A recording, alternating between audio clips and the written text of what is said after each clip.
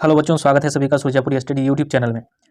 बिहार सरकार द्वारा इंटरनेट में जारी हिस्ट्री के मॉडल सेट के 100 ऑब्जेक्टिव प्रश्न का जो है पार्ट 1 यानी कि भाग 1 हम लोगों ने कर लिया था, जिसमें मैंने 50 क्वेश्चंस का डिस्कशन किया था और शेष सारे प्रश्न जो है 51 से लेके 100 तक के प्रश्न का डिस्कशन आज मैं करने वाला हूं इस वीडियो के माध्यम से। तो बहुत ही ज़्यादा बहुत ही महत्वपूर्ण प्रश्न दिए गए हैं। उम्मीद है कि यहाँ से इस 100 ऑब्जेक्टिव में से कम 25 से 30 प्रश्न जो है आपके एग्जाम में आने की पूरी संभावना है। ठीक है, तो वीडियो ध्यान से पूरा ज़रूर देखना, इसकी बिल्कुल भी मत करना और दोस्तों के साथ भी शेयर जरूर कर देना। ठीक है, तो चलो शुरू करते हैं, ज़्यादा टाइम नहीं लेंगे बच्चों क्योंकि टाइम बहुत कम है आप लोगों के पास। तो यहाँ पे देखिए, पहला प्रश्न है कि मुमताज़ महल किसकी पुत्री थी। ठीक है, तो मुमताज़ महल जो थी ये आसफ खां की पुत्री थी। ठीक है, आसफ खां यहाँ पे आंसर हो जाएगा। ठीक है, याद रखना। और वैसे मुमताज़ महल का जो वास्तविक नाम था अर्जुमंद बानो बेगम था। ठीक है, याद रखना, अर्जुमंद बानो बेगम। आगे देखो, तो सब बड़ा हो गया, इसको थोड़ा सा छोटा करते हैं। ठीक है, अगला प्रश्न है कि औरंगजेब ने अपने जीवन का अंतिम भाग भारत के किस क्षेत्र में व्यतीत किया था। ठीक है, तो भारत का अगर क्षेत्र देखा जाए तो दक्षिणी भारत में जो है अंतिम समय जो है औरंगजेब ने बिताया था। ठीक है, अंतिम समय जो है औरंगजेब ने कहाँ पे बिताया था, तो दक्षिण भारत में, याद रखना। आगे देखो, पानीपत के प्रथम युद्ध में किसकी पराजय हुई थी। तो ज़्यादा डिस्कशन करूंगा तो वीडियो ज़्यादा लंबा हो जाएगा। तो पानीपत का जो प्रथम युद्ध हुआ था ये हुआ था 1526 ईस्वी में। ठीक है, याद होगा आप लोगों को, ईस्वी भी बहुत महत्वपूर्ण है। ठीक है, 1526 ईस्वी में। और इसमें जो हुआ था किसके किसके बीच हुआ था, तो बाबर और इब्राहिम लोदी के बीच हुआ था, जिसमें इब्राहिम लोदी की जो है पराजय हुई थी। तो इब्राहिम लोदी जो है यहाँ पे राइट आंसर होगा ऑप्शन नंबर बी। ठीक है, इब्राहिम लोदी, और ये लोदी वंश का शासक था, याद रखना, लोदी वंश का शासक था। इसी के बाद जो है दिल्ली सल्तनत में जो है यहाँ पे किसका स्थापना होता है, तो मुगल वंश का स्थापना होता है। ठीक है, मुगल वंश का, आप सभी को पता होगा। आगे बढ़ते हैं।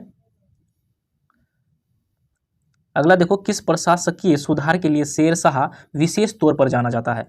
तो देखो, ये भूमि सुधार व्यवस्था के कारण जो है ये जाना जाता है। ठीक है, भूमि सुधार व्यवस्था। वैसे शेरशाह सूरी का मकबरा पूछेगा कहाँ पे है, मकबरा,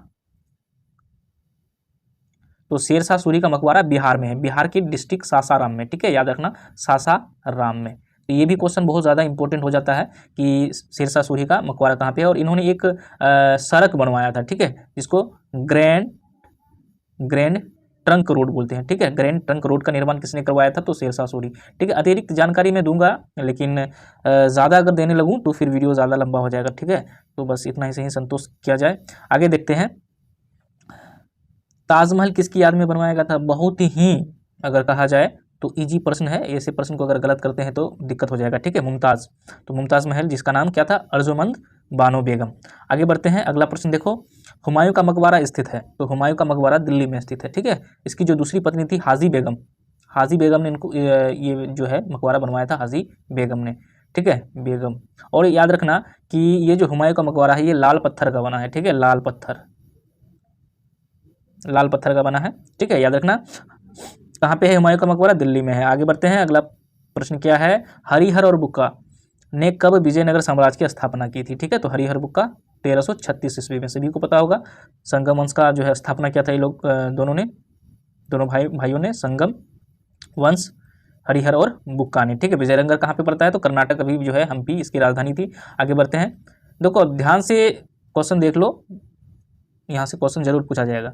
हम्पी किस राज्य में स्थित है, तो कर्नाटक, मतलब हम्पी किस राज्य से संबंधित है, तो उस समय विजयनगर साम्राज्य जो कि राजधानी हम्पी हुआ करती थी। ठीक है, जो कि अभी हम्पी कहाँ पे है, ये है कर्नाटक राज्य में। ठीक है, तो ऑप्शन नंबर सी यहाँ पे राइट आंसर हो जाएगा। आगे देखो, आयंगर व्यवस्था संबंधित थी। ठीक है, तो आयंगर व्यवस्था जो थी ये विजयनगर साम्राज्य में ही जो प्रचलित थी, आयंगर व्यवस्था, याद रखना, option number C right answer हो जाएगा। तो बच्चों अगला प्रश्न देखो कि विजयनगर साम्राज्य द्वारा सेवा के लिए दिए जाने वाला भूदान क्या कहलाता था। ठीक है, तो इसका राइट आंसर होगा ऑप्शन नंबर डी, अमरम। ये दिख नहीं रहा होगा आपको, तो ऑप्शन नंबर डी ही होगा यहाँ पे राइट आंसर। ठीक है, अमरम, आप देख लीजिए क्या था, अमरम। ठीक है, यहाँ पे थोड़ा सा समझने वाली बात है कि जो विजयनगर साम्राज्य में जो सैनिक होते थे, ठीक है, सैनिक या फिर जो अधिकारी होते थे, इनको वेतन के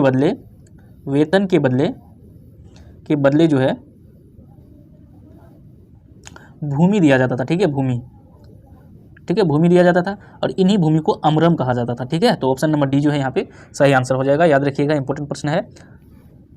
आगे देखो, विजयनगर साम्राज्य या फिर विजयनगर में मंदिर के प्रवेश द्वार को क्या कहा जाता था? तो मंदिर के प्रवेश द्वार को गोपुरम कहा जाता था। ठीक है, आपको पता होगा, साउथ की मूवीज़ वगैरह देखते हैं तो मंदिर में प्रवेश करने से पहले एक बहुत बड़ा जो है भव्य जो है ना प्रवेश द्वार होता है। ठीक है, जिसको उस समय गोपुरम कहा जाता था। ठीक है, आगे बढ़ते हैं। आगे है महाराष्ट्र के संत कौन थे?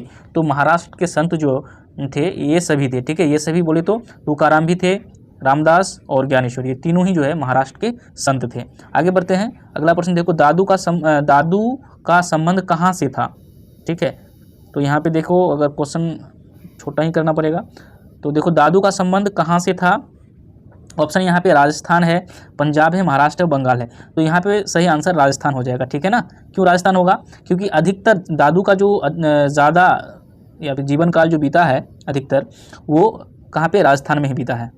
ठीक है, और इनका जन्म कहाँ पे होता? दादू का जन्म हुआ था गुजरात में। ठीक, तो दोनों ही चीज़ याद रखना, अधिकांश जीवन जो व्यतीत किया इन्होंने कहाँ पे किया? तो ये किया है राजस्थान में, और जन्म हुआ था गुजरात में। ठीक है, आगे बढ़ते हैं। अगला देखो, शंकराचार्य का मत है, तो ये वैष्णव मत जो है रखते थे। वैष्णव मत में भी बहुत सारे मत हैं, तो शंकराचार्य जो है ये अद्वैतवाद मत से संबंध है इनका, अद्वैतवाद याद रखना। ठीक है, अद्वैतवाद। और द्वैतवाद की बात करें तो माधवाचार्य है। ठीक है, और इस प्रकार से और भी बहुत सारे जो है जैसे कि द्वैतवाद। ठीक है, द्वैत में कौन है? तो निम्बकाचार्य है। तो इस प्रकार से जो है सारे ही आपको याद रखने की ज़रूरत पड़ेगी, हो सकता है आपको पूछ दिया जाए। काशी में किस प्रसिद्ध संत का जन्म हुआ था? तो काशी में कबीर जी का जन्म हुआ था, याद रखना, कबीरदास का। ठीक है, आगे बढ़ते हैं। अगला प्रश्न देखो, हाँ, नानक का जन्म कहाँ पे हुआ था? ये क्वेश्चन कई बार पूछा भी गया है, तलवंडी में हुआ था नानक जी का जन्म। ठीक है, जो कि सिख धर्म के जो है क्या थे? सॉरी, सिख गलत लिख दिया। हाँ, तो ये सिख धर्म के जो थे संस्थापक थे। ठीक है, सिख धर्म के संस्थापक थे गुरु नानक देव, और पहले गुरु थे। ठीक है, सिख धर्म के पहले गुरु थे, क्योंकि 10 गुरु हुआ है सिख धर्म में। आगे देखो, अजमेर स्थित मोइनुद्दीन चिश्ती की दरगाह पर सर्वप्रथम कौन सुल्तान गया था? तो आपको पता होगा मोइनुद्दीन चिश्ती का दरगाह कहाँ पे? अजमेर में है, ये क्वेश्चन पूछता है। और चिश्ती संप्रदाय के जनक इनको माना जाता है, संस्थापक माना जाता है। और जो तुगलक वंश का शासक था मोहम्मद बिन तुगलक, सबसे पहले या फिर सबसे पहला सुल्तान था जो मोइनुद्दीन चिश्ती के दरगाह में गया था। ठीक है, तो इस बात को याद रखना, मोहम्मद बिन तुगलक। आगे बढ़ते हैं। अगला देखो, तहकीके हिंद में किसका यात्रा वृत्तांत लिखा है? तो अलब्रूनी, जो कि महमूद गजनी के साथ भारत आया था। ठीक है, याद रखना, महमूद गजनी के साथ भारत आया था। इनका 2 किताब है, एक है तहकीके हिंद और एक है किताबुल हिंद। ठीक है, ये 2 किताब जो है इन्होंने लिखा था, जिससे जो है भारत के इतिहास के बारे में पता चलता है। आगे देखो, किस यात्री ने यात्रा पर जाने के लिए अपने घर छोड़ा था? तो आपको पता होगा, यहाँ पे अलब्रूनी है, बर्नियर है, मार्को पोलो है। ठीक है, तो यहाँ पे इनमें से कोई नहीं होगा। ठीक है, क्योंकि 22 वर्ष की उम्र में जो है, 22 वर्ष की उम्र में इब्न बतूता, आपको पता होगा, इब्न बतूता अपना घर छोड़ा था। ठीक है, इब्न बतूता जो कि मोहम्मद बिन तुगलक के शासनकाल में दिल्ली आया था 1333 ईस्वी में। ठीक है, इस बात को याद रखना। कहाँ से आया था? तो मोरक्को से आया था, मोरक्को से। ठीक है, तो देखो, जो एक्स्ट्रा जानकारी दे रहा हूँ ये बहुत महत्वपूर्ण है। ठीक है, तो यहाँ पे आंसर डी हो जाएगा, इनमें से कोई नहीं। ठीक है, इब्न बतूता, अगर पूछा जाता कि कौन सा यात्री है जो कि घर छोड़ा था, तो इब्न बतूता इसका राइट आंसर होता। ठीक है, आगे देखते हैं। मुगल काल से प्रश्न है, कैप्टन हॉकिंस किस देश का था? तो कैप्टन हॉकिंस आपको पता होगा ब्रिटेन का था, यानी कि इंग्लैंड का था। और ये जो है किसके दरबार में आया था? तो जहांगीर के दरबार में आया था, जहांगीर के दरबार में आया था। जहांगीर के दरबार में आने वाला पहला अंग्रेज था कैप्टन हॉकिंस। ठीक है, आगे बढ़ते हैं। मद्रास में मुनरो ने भूमि की व्यवस्था के लिए कौन सी व्यवस्था शुरू की थी? तो मद्रास में रैयतवारी, मद्रास बम्बई में जो है रैयतवारी व्यवस्था को लागू किया था कौन? मुनरो। ठीक है, हेक्टर मुनरो इसका पूरा नाम है। आगे बढ़ते हैं। अस्थाई बंदोबस्त। ठीक है, अस्थाई बंदोबस्त किस स्थान से जुड़ा है? तो बंगाल में अस्थाई बंदोबस्त लागू किया गया था, बंगाल, बिहार और उड़ीसा में। तो खैर उस समय बंगाल, बिहार और जो उड़ीसा है, तीनों मिला के बंगाल कहा जाता था। ठीक है, बाद में जो है बंगाल से अलग करके जो है बिहार और उड़ीसा बनाया गया था। ठीक है, बंगाल से अलग कर बिहार बनाया गया, फिर बिहार से अलग कर 1936 में उड़ीसा बनाया गया था। ठीक है, यहाँ पे देखिए फ्रांसिस बुकानन कौन था, तो जहाँ तक मैं जानता हूँ बच्चों, ना तो ये सैनिक था, ना तो ये गायक था, ना तो ये अभियंता था, ना तो ये सर्वेक्षक था। तो यहाँ पे ऑप्शन ही नहीं है, क्योंकि ये एक चिकित्सक था, डॉक्टर था। ठीक है, डॉक्टर था ये चिकित्सक, जो कि यहाँ पे ऑप्शन में है नहीं। ठीक है, तो यहाँ पे चिकित्सक होना चाहिए मेरे अनुसार, बाकी यहाँ ऑप्शन तो है ही नहीं। ठीक है, फ्रांसिस बुकानन। आगे बढ़ते हैं, अगला देखो, संथाल विद्रोह का संबंध किस राज्य से है? संथाल विद्रोह, तो संथाल विद्रोह बंगाल में हुआ था, याद रखना। संथाल विद्रोह कहाँ पे हुआ था? बंगाल में। और ये संथाल विद्रोह का उल्लेख जो है रविंद्रनाथ टैगोर नहीं, बंकिम चंद्र चटर्जी का जो आनंद मठ बुक है, आनंद मठ किताब में इसका उल्लेख मिलता है। ठीक है, ये भी क्वेश्चन कई बार पूछा जा चुका है। आगे बढ़ते हैं, बिरसा मुंडा ने कौन सा विद्रोह किया था? तो बिरसा मुंडा ने किया था मुंडा विद्रोह, आप सभी को पता होगा मुंडा विद्रोह। तो यहाँ पे ऑप्शन देखते हैं, संथाल विद्रोह, कोल विद्रोह, उलगुलान विद्रोह, मोपाला विद्रोह। तो मुंडा विद्रोह तो है नहीं, तो आप लोग फंस जाइएगा। तो यहाँ पे मुंडा विद्रोह का ही एक नाम है, अलग नाम, उलगुलान विद्रोह। ठीक है, तो बिरसा मुंडा का जो संबंध है वो किस विद्रोह से है? उलगुलान विद्रोह से है, याद रखना। आगे देखो, आगे है सिद्धू कान्हू का संबंध किस विद्रोह से था? तो सिद्धू कान्हू आपको पता होगा, जो संथाल विद्रोह का जो है नेता था, सिद्धू कान्हू। ठीक है, तो ऑप्शन नंबर सी यहाँ राइट आंसर हो जाएगा। आगे देखो, बंगाल में अस्थायी बंदोबस्त शुरू करने का श्रेय किसको दिया जाता है? तो लॉर्ड कर्नवालिस को दिया जाता है। ठीक है, लॉर्ड कर्नवालिस, और इसको सिविल सेवा का जनक भी कहा जाता है। भारत में सिविल सेवा का जनक, मतलब जो IAS वगैरह का जो एग्जाम होता है ना, इन्हीं के शासनकाल से स्टार्ट हुआ था। ठीक है, जो अभी हम लोग का IAS वाला एग्जाम होता है ना, जैसे कि IPS, हाँ, IAS जो बनता है, SP हो गया, DM हो गया, तो ये सिविल सेवा का जो शुरू किया था ये लॉर्ड कर्नवालिस ने ही किया था। और एक क्वेश्चन पूछेगा, ये 1793 में जो कर्नवालिस कोड का स्थापना किया था। ठीक है, ये कर्नवालिस। आगे बढ़ते हैं, आगे देखो, बेगम हजरत महल 1857 की क्रांति से क्वेश्चन है। बेगम हजरत महल ने 1857 के विद्रोह का नेतृत्व कहाँ किया था? तो अवध में किया था। ठीक है, अवध। ठीक है, अवध को आप लोग नहीं जानते होंगे अभी, जो लखनऊ शहर है अभी, लखनऊ को ही पहले अवध नाम से जाना जाता था। ठीक है, जो कि यूपी की राजधानी है, उत्तर प्रदेश की राजधानी है लखनऊ। ठीक है, उसी को अवध नाम से जाना जाता था। ठीक है, बिहार से तो आपको पता होगा, बिहार के जगदीशपुर से वीर कुंवर सिंह, आपको पता होगा, यहाँ से नेतृत्व किया था 1857 की। दिल्ली से तो खुद जो दिल्ली का बादशाह था, अंतिम मुगल बादशाह बहादुर शाह जफर। ठीक है, बहादुर शाह जफर। ठीक है, याद रखना, बहादुर शाह जफर था। झांसी से तो झांसी की रानी लड़ी थी। ठीक है, आगे बढ़ते हैं, अगला देखो, 1857 के विद्रोह को प्रथम स्वतंत्रता संग्राम कहा था? तो किसने कहा था 1857 की क्रांति को प्रथम स्वतंत्रता संग्राम? तो VD सावरकर। ठीक है, विनायक दामोदर सावरकर। ठीक है, यहाँ पे शॉर्टकट में दिया है VD सावरकर, यानी कि विनायक दामोदर सावरकर ने सबसे पहला जो है स्वतंत्रता संग्राम कहा था। ठीक है, 1857 की क्रांति को। आगे बढ़ते हैं, बहादुर शाह जफर को कहाँ से गिरफ्तार किया गया था? तो ये दिल्ली के लाल किले से इनको गिरफ्तार किया गया था और इसको रंगून भेज दिया गया था। ठीक है, रंगून कहाँ पे है? तो म्यांमार में है, म्यांमार में है। ठीक है, म्यांमार में एक शहर है रंगून। एक गाना भी है फेमस, पिया गया रंगून, वहाँ से किया है टेलीफोन, शमशाद बेगम का बहुत पुराना गाना है। ठीक है, आप लोग सब गाना को अभी तक सुने भी नहीं होंगे। हाँ, व्यापगत का सिद्धांत किसने लागू किया था? बहुत इंपॉर्टेंट क्वेश्चन है, उसको इंग्लिश में कहते हैं, इंग्लिश भी याद रख लेना, डॉक्ट्रिन ऑफ लैप्स। ठीक है, इसी को एक अलग नाम से जाना जाता है, हड़प नीति। ठीक है, कौन सी नीति? हड़प नीति, मतलब किसी राज्य को हड़प लेना। और ये कौन करता था? अंग्रेज सरकार करता था। तो इस समय जो था ये लॉर्ड डलहौजी का शासनकाल था, और लॉर्ड डलहौजी ने ही जो है ये व्यापगत का सिद्धांत या फिर हड़प नीति को जो है अपनाया था। ठीक है, और सबसे पहले जो है ये 1848 में जो है सतारा को अंग्रेज राज में मिलाया था। ये क्वेश्चन बहुत ज़्यादा इंपॉर्टेंट है। सतारा मुंबई में पड़ता है, सतारा को इसमें मिलाया था अंग्रेजी राज में। ठीक है, आगे समझाएंगे जब हम क्लास वगैरह लेंगे। ठीक है, यहाँ ऑब्जेक्टिव है तो ऑब्जेक्टिव की तरह ही मैं यहाँ पे आप लोगों को बता रहा हूँ। 7 द्वीपों का नगर किसे कहा जाता है? तो बम्बई को कहा जाता है। ठीक है, ये है बम्बई नगरिया, तो देख बबुआ। आगे बढ़ते हैं, आगे देखो, विक्टोरिया मेमोरियल कहाँ पे स्थित है? अगर नहीं घूमे हैं तो कोलकाता में है विक्टोरिया मेमोरियल। में तो 2 बार घूम के आया हूँ। ठीक है, बाकी आप लोग को कभी कोलकाता अगर जाना हो तो विक्टोरिया मेमोरियल जरूर देखिएगा। ठीक है, आगे देखो, इंडिया गेट का जो निर्माण हुआ था 1911 में हुआ था। ठीक है, 1911 में, और यहाँ से भी मैं आया हूँ घूम फिर के। आगे बढ़ते हैं, आगे देखो, वास्को डी गामा भारत में सबसे पहले कहाँ आया था? तो देखो कोलकाता आया था क्या? आप लोग को पता है कोलकाता आया था? नहीं। मद्रास आया था? नहीं। दिल्ली आया था? नहीं। इनमें से कोई नहीं, यानी कि इनमें से कोई नहीं यहाँ पे ऑप्शन होगा, ठीक है। तो वास्को डी गामा जो आया था कब आया था? 1498 में आया था, आप सभी को पता होगा। हाँ, और कहाँ पे आया था? केरल में। केरल में कहाँ पे? तो कालीकट बंदरगाह पे। कहाँ पे? कालीकट बंदरगाह पे आया था। तो ये याद रखना। तो यहाँ पे ऑप्शन तो था ही नहीं, इसलिए इनमें से कोई नहीं होगा, ठीक। आगे बढ़ते हैं। आगे देखो, अखिल भारतीय स्तर पर पहली जनगणना कब हुई थी? जो अभी जनगणना हो रहा है ना 10-10 साल में, तो अभी लास्ट जो जनगणना होना है 2021 में, लेकिन अभी सेंसस का रिपोर्ट आया नहीं है, ठीक है।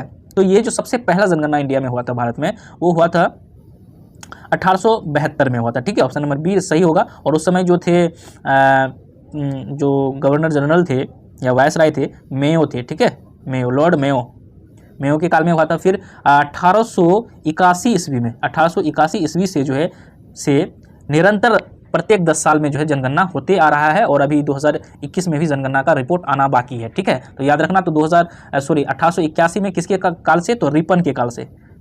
ये एकदम जितना मैं बता रहा हूँ ये इतना इंपॉर्टेंट है कि मत पूछो। आगे अगर आप लोग तैयारी करेंगे बिहार पुलिस वगैरह का, तो यहाँ से भी प्रश्न बहुत सारे आपको मिलेंगे, ठीक है, क्योंकि यही सारा चीज़ रहता है आगे भी। यहाँ पे देखो, चोरी चोरा कांड या फिर चोरी चोरा किस राज्य में स्थित है? तो ये चोरी चोरा कांड या घटना जो घटा था, ये घटा था गोरखपुर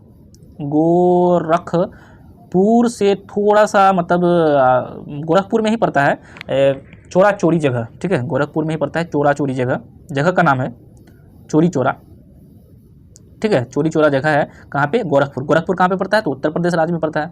तो यहीं पे जो है ना एक घटना हुआ था, चोरा चोरी घटना, ठीक है। और इसी घटना के बाद जो है गांधी जी असहयोग आंदोलन को वापस लिए थे। 1922 में ये घटना घटा था, याद रखना, 1922 में, ठीक। तो कहाँ पे है? उत्तर प्रदेश में है चोरा चोरी, गोरखपुर के नज़दीक में ही पड़ता है, ठीक है। चोरा चोरी एक जगह है। आगे बढ़ते हैं। 1917 में गांधी जी किसके अनुरोध पर चंपारण गए थे, ठीक है। तो यहाँ पे इनको राजकुमार शुक्ल जी जो है, इनको जो किसान थे जिनको नील की खेती के लिए बाध्य किया जा रहा था, जिसको 3 कठिया जो है प्रथा कहा जाता था, कि अगर 1 बीघा खेत है जिसमें 20 कट्ठा होता है, तो उसमें से कम 3 कट्ठा में जो है आपको नील की खेती करना अनिवार्य कर दिया था। तो इसी की ओर ध्यान जो है गांधी जी का जो है केंद्रित किया था राजकुमार शुक्ला ने, ठीक है। तो याद रखना कि कौन किन के बुलावे पे आया था? तो राजकुमार शुक्ला के। आगे बढ़ते हैं। जालियांवाला बाग भारत के किस राज्य में है? तो ये क्वेश्चन काफ़ी महत्वपूर्ण है। जालियांवाला बाग हत्याकांड कब हुआ था? ये डेट भी याद रखिए, 13 अप्रैल। इस डेट को भूलना मतलब क्या, अप्रैल लिख दिए, सॉरी, 13 अप्रैल 1919, ठीक है। 13 अप्रैल 1919 को जो है ये जालियांवाला बाग हत्याकांड हुआ था, ठीक है। याद रखना 13 अप्रैल 1919। और ये कहाँ पे है? अमृतसर में। अमृतसर कहाँ पे है? तो पंजाब में, ठीक है। आगे बढ़ते हैं। आगे देखो, काला कानून किसे कहा जाता है? काला कानून, तो काला कानून कहा जाता है रॉलेट एक्ट को, ठीक है। बिना वकील बिना दलील का जो है ये कानून को कहा जाता है, ठीक है। यहाँ पे शक के आधार पर जो है किसी भी इंसान को गिरफ्तार किया जा सकता था, इस प्रकार का कानून था, ठीक है। स्वराज दल की स्थापना किस वर्ष हुई थी? तो आपको अभी मैंने बताया कि 1922 में गांधी जी जो है चोरा चोरी घटना के कारण जो है असहयोग आंदोलन को वापस लिया था। इसी से जो है कुछ मतभेद होने के कारण जो है मोतीलाल नेहरू और चित्तरंजन दास ने जो है 1923 में स्वराज पार्टी यानी कि स्वराज दल का गठन किया था, ठीक है। आगे बढ़ते हैं। आगे देखो, भारत छोड़ो आंदोलन किस वर्ष हुआ था? तो क्विट इंडिया मूवमेंट जिसको बोलते हैं, ठीक है। क्विट इंडिया मूवमेंट, भारत छोड़ो आंदोलन किस वर्ष हुआ था? तो 1942 में हुआ था। तो option number C right answer हो जाएगा।